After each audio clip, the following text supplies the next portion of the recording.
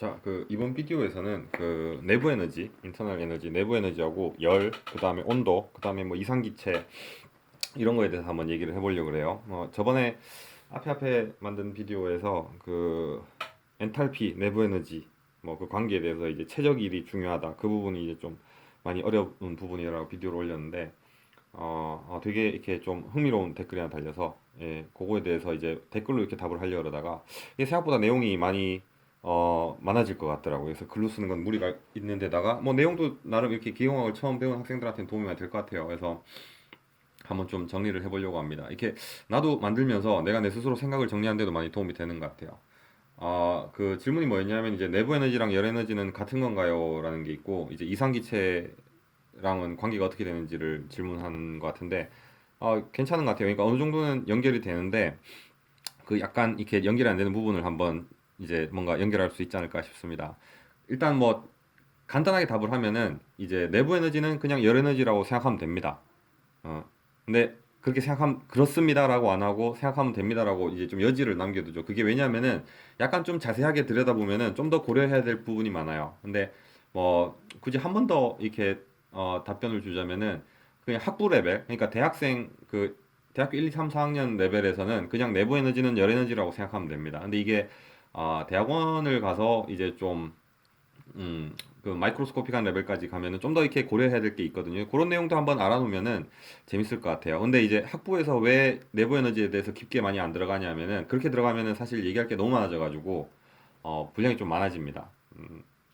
예를 들어서 분자를 우리가 그냥 공이라고 가정하는데 사실 분자를 그냥 어떤 입자로 가정하는데 그 안에는 이제 전자도 있고 양자도 있고 막 그렇죠. 근데 이제 뭐 그런 거예요. 일단 한번 시작해 보겠습니다. 자, 요 내부 에너지는 보통 이제 U라고 많이 표현을 하고 M, C, V, 델타 T라고 많이 표현을 해요. 그래서 이제 질량에다가 온도차. 그래서 온도가 증가하거나 줄어들면은 그게 이제 내부 에너지가 되는 거고 그에 해당하는 이제 비율 상수가 이제 비열이라는 건데 단 내부 에너지는 최적 변화가 없어야 되죠. 그건 이제 앞에 그 엔탈피 비디오에서 얘기를 했는데 최적 변화가 있게 되면은 최적이 변하는 순간 최적이 변하는 거는 일에 해당하기 때문에 부피에다가 압력을 곱한 거는 힘에다 거리를 곱한 거랑 같죠, 그죠? 그림으로 그려보면은 그래서 그게 일이 되기 때문에 결국에는 온도 변화가 전부 다 이제 에너지 변화로 가지 않기 때문에 이제 우리가 항상 온도 변화가 이제 에너지 변화로 가는 경우는 대부분 동일한 최적. 그래서 이제 우리가 CV 값을 써요. 동일한 최적에서의 단위 온도가 변할 때 얼마나 열이 변하는가 해서 이제 이렇게 얘기하는데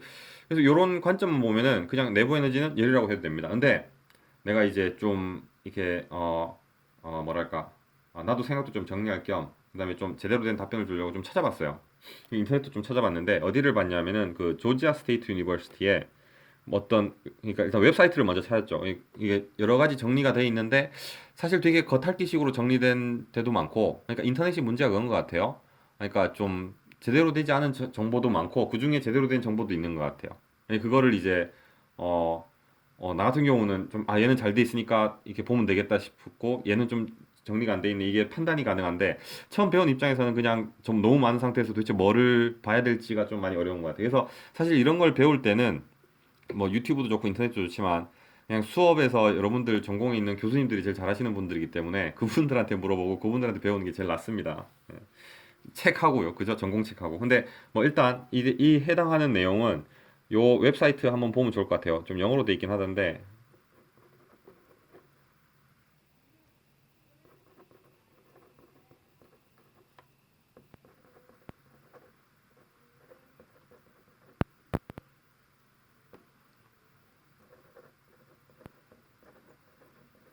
보니까 그 조지아 스테이트 대학 미국 아틀란타에 있죠. 그 코카콜라 박물관 있는데 거기 있는 어떤 교수님이 그냥 만든 교수님인지 과인지 그냥 만든 내용인 것 같아요. 근데 뭐 이상기체하고 뭐 인터널 에너지 이런 거에 대해서 천문학과 같은데 얘기를 굉장히 정리를 잘 해놨더라고요. 내가 봐도 그치 이렇게 깔끔하게. 그래서 그거 내용도 좀 참고를 했습니다. 근데 거기 있는 내용만 아니고 거기서 이제 내가 그 온도하고 이상기체에서 쓰이는 기체 상수들 같은 거를 좀 참고를 했고 그걸로 이제 내용을 한번 연결해 보려고 그래요. 그래서 결국에는 인터널 에너지는 뭐냐면은 온도 차에서 이제 시스템에 발생하는 이제 에너지죠. 그러니까 온도 차에 의해서 발생하는 에너지가 열 에너지니까 결국에는 이제 그게 인터널 에너지라고 생각하면 됩니다. 그래서 인터널 에너지의 증가는 그 시스템 내부에 그만큼 열 에너지가 증가했다고 생각하면 되는데 자 거기서 이제 내가 얘기한 대로 약간 좀 고려해야 될 부분이 뭐냐면은 이 내부 에너지라는 거를 좀 더 이제 정의를 찾아보면은 여러 이제 뭐 여기도 그렇고 다른 데서 정리한 것도 그렇고 책도 그렇고 이제 좀 깊게 들어가면 뭐라고 하냐면은 어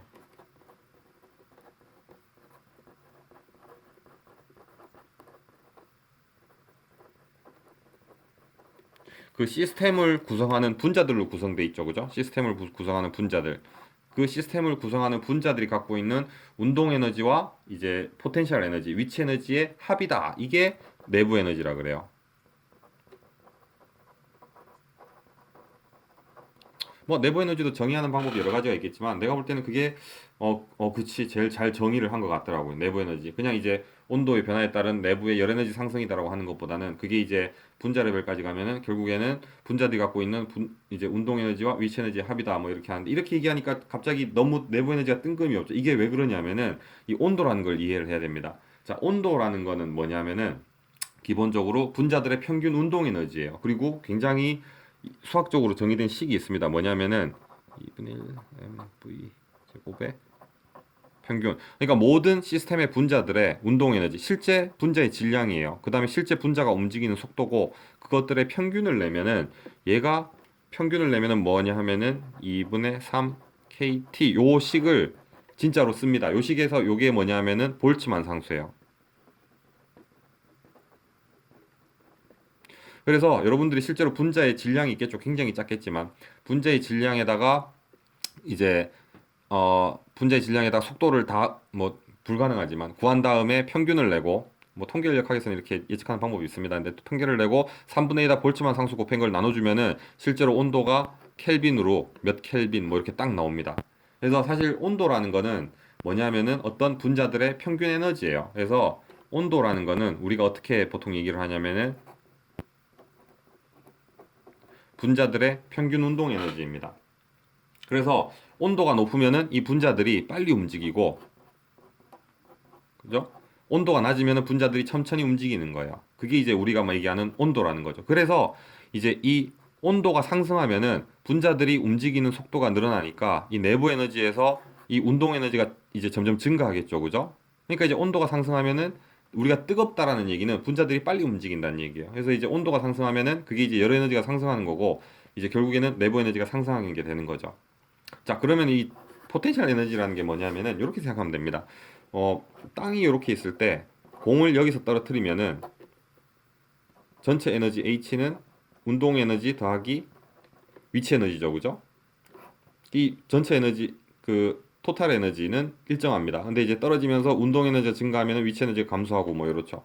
자, 여기서 요 시스템을 더 높은 데서 떨어뜨리면은 여전히 H 값은 변하지 않지만 이걸 H1이라고 그러고 H2라고 그러면 이 H2가 훨씬 크겠죠, 그죠? 그러면은 그 에너지에 움직이는 부분은 자, 운동 에너지뿐만이 아니고 위치 에너지도 전체 시스템의 에너지에는 사실상 기여를 하는 부분인 거죠. 자, 이 공 얘기를 왜 하냐 하면은 분자 두 개가 있을 때 이 분자 두 개는 서로 어떤 식의 그 위치 에너지가 작용하냐 하면은 분자력이 작용합니다. 영어로는 반데르발스 힘이라고 하죠. 이 분자력이 작용을 합니다.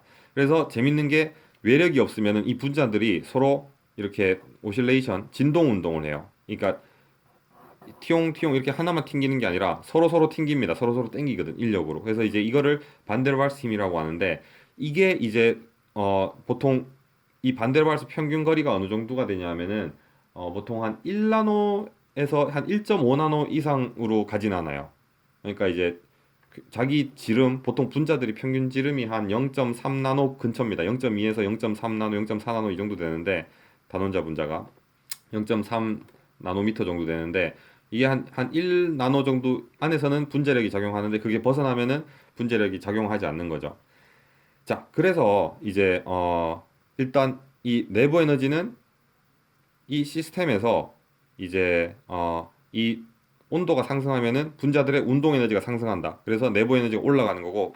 자, 여기서 이제 온도라는 거는 아까 얘기했듯이 이런 분자들의 운동 에너지예요. 그러면 히트, 열 에너지는 뭐냐? 마찬가지로 열 에너지도 이 분자들의 운동 에너지입니다. 근데 온도하고 열의 차이가 뭐냐면은 온도는 뭐냐면 이 분자들의 운동 에너지를 평균을 낸 거예요. 평균을 낸 게 온도고 열 에너지는 뭐냐면은 모든 분자들의 운동 에너지의 합을 마찬가지로 수학적으로 이렇게 컨버전을 하면은 그게 이제 hit이 됩니다. 그래서 K E 토탈 전체고 더하기 이 포텐셜 에너지, 정확히 포텐셜 에너지는 아니지만 그 이제 더 깊게 들어가면 수학이 복잡하니까 PE 토탈을 합한 게 뭐냐면 결국에는 열이에요. 그러니까 결국에는 온도가 상승하면은 분자들이 많이 움직이게 되면은 얘들이 충돌도 많아지고 거리도 가까워지니까 둘 다 상승을 하겠죠, 그죠? 그래서 이제 이 내부 에너지도 상승하게 되는 거죠. 자, 그러면 내가 이제 왜 내부 에너지는 열 에너지라고 생각하면 됩니다. 근데 고려할 게 더 있습니다라고 얘기를 했냐면은, 자, 보통 열 에너지라 그러면은 그럼 내부 에너지를 상승하게 하려면은 열 에너지만 공급하면 되는 것 같잖아요. 근데 그게 아니고 내가 좀 더 찾아봤더니 이런 내용이 있더라고. 내부 에너지를 상승하기 위해서는 온도를 상승하면은 운동 에너지가 증가하니까 당연히 이제 내부 에너지가 상승을 하죠. 근데 뭐가 있냐면은 뭐 분자의 개수를 이제 외부에서 더 공급을 해주는 거예요. 물질을 안에다 다 부어지는 거지. 그러면 이제 서로의 충돌 빈도하고 포텐셜 에너지가 증가하겠죠, 그죠? 그래서 똑같이 내부 에너지가 상승할 수가 있는 거예요. 그 대표적인 예가 뭐냐면은 화학 반응입니다. 화학 반응하면은 예를 들어서 옥시전하고 산소하고 수소가 만나서 물이 되기도 하고, 마찬가지로 전기 반응을 통해서 이렇게 물이 수소와 산소로 분리되기도 하고 그러죠, 그죠? 그런 식으로 이제 분자의 개수가 이제 달라지게 되면은 내부에서 이제 운동 에너지와 위치 에너지가 달라질 수도 있는 거죠. 화학 반응이 있을 수도 있고, 뭐 공급해 줄 수도 있고, 그 다음에 뭐 압력을 높여줘도 내부 에너지가 증가하겠죠. 왜냐하면은 이 분자들이 서로 멀리 떨어져 있다가 압력을 높여가지고 좀 더 이렇게 서로 막 공간을 작게 만들어주면 서로 충돌 빈도가 많이 높아지겠죠, 그죠? 공을 튕기는데 압력을 높인다는 얘기는 위에서 공을 내가 때려주는 거예요. 그럼 더 높이 튀기고 뭐 이렇게 되겠죠, 그죠? 그래서 여기 이제 차이점이 결국에는 온도는 평균 운동 에너지라는 거고, 열은 평균 운동 에너지에 이제 서로의 상호 위치에 의한 위치 에너지까지 합한 게 총 열이라고 생각을 하면 되는 거죠. 음. 그래서 이제 그 결국엔 내부 에너지하고 열 에너지하고 같은데 약간 이제 그 차이점이 뭐냐면은 결국에 에너지라는 거는 어떻게 일로 변환할 수 있는 양입니다. 그리고 이제 열 에너지라는 거는 결국에는 열 에너지에 의한 열 에너지를 공급하면은 분자들이 운동이 활발해지죠. 그럼 부피가 커집니다. 그래서 열 에너지로 분자 운동을 활발하게 시켜서 그 팽창에 의한 걸로 우리가 E를 뽑아내게 되는 거죠. 그죠? 근데 부피 팽창이 없으면은 부피가 팽창하지 않으면은 내부에 이제 이 운동 에너지하고 열 에너지만 상승을 하게 위치 에너지만 상승을 하게 되겠죠. 그게 이제 내부 에너지의 상승으로 가게 되는 거죠. 그래서 이제 학부 레벨에서는 그냥 내부 에너지는 결국에는 그냥 열 에너지랑 같은 것이다. 분자라고 생각하면 되고, 이제 그 분자들의 평균 에너지가 운동 에너지고 분자들의 운동 에너지의 전체가 열이다.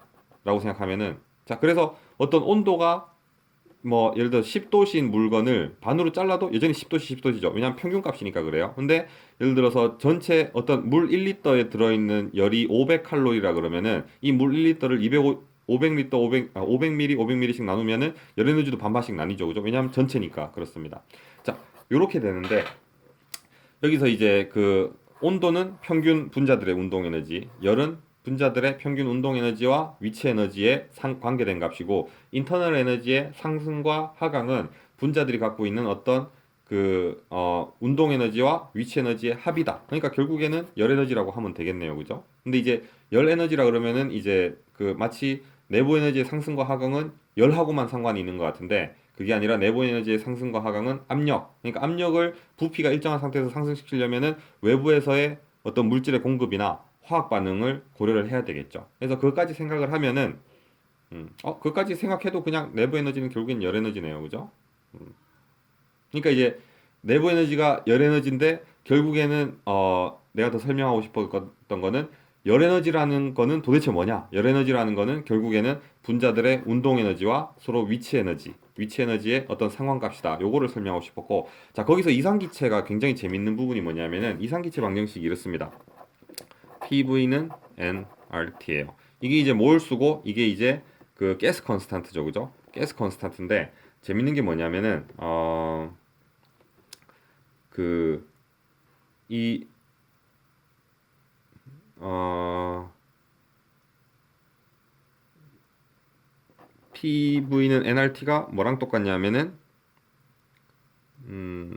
이 PV는 nRT 이 가스 컨스탄트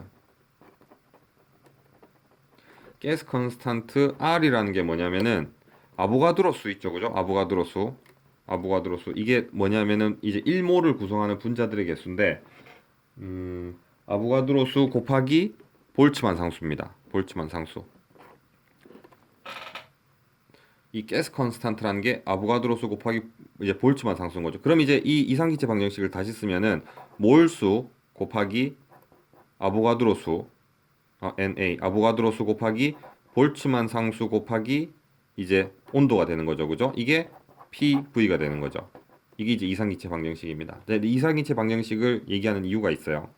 자, 여기서 아보가드로수 곱하기 몰수가 뭐냐면은 그 전체 그 뭐지?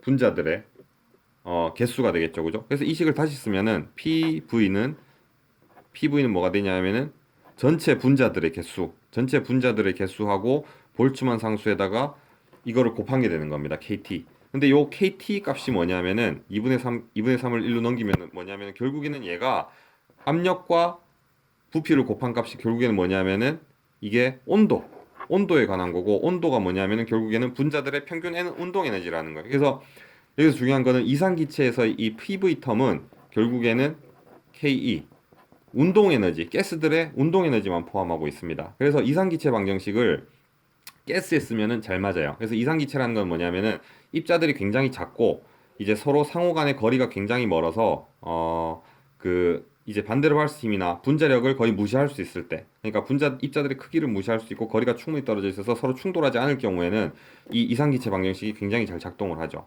그래서 온도가 상승하면은 압력하고 부피가 상승하는 그 그 관계를 굉장히 잘 뽑아낼 수가 있습니다. 실제로 내가 이제 그 분자 동력학이라는 컴퓨터 기술로 반데르왈스 힘을 구현하고 실제로 분자를 넣어서 압력하고 온도와 상관관계를 계산해 보면은 이상기체 방정식이 정말 잘 맞아떨어져요. 근데 이제 이 기체가 점점 온도가 낮아져서 이제 운동 에너지가 점점 줄어들면 점점 가까워지겠죠, 그죠? 그러면서 결국엔 이 반데르왈스 분자력이 작용하는 데까지 서로 가까워지게 되면은 이제 이 위치 에너지를 분자 간의 상호 작용에 의한 위치 에너지를 무시할 수 없게 되는 거죠.